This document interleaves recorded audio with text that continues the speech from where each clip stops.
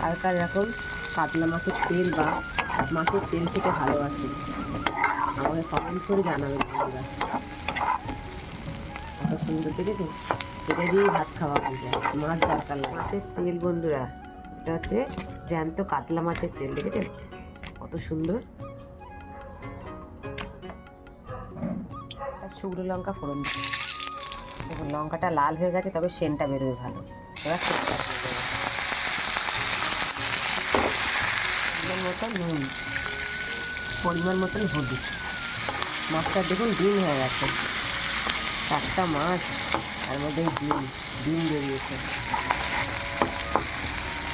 মাছের তেলে দারুণ তেল বেরোচ্ছে। তেলটা লাল লাল করে ভেজে নিয়েছি। এবারে দেবো পেঁয়াজ, লঙ্কা, কাঁচা লঙ্কা। এটা দিয়েই তো এদিকের বাকি ভাত খেয়ে নেবে। ভীষণ ভালোবাসে মাছের তেল। আর সকালবেলায় গিয়েই কাতলা মাছ নিয়ে এসছে, মাছের তেল নিয়ে এসছে।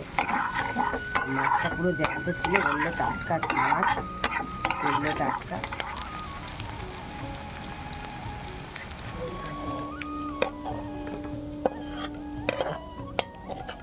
এদিকের বাপি এক থালা ভাত খাবে, খাবেই খাবে, এত সুন্দর মাছের তেল ভাজা করে দিয়েছি।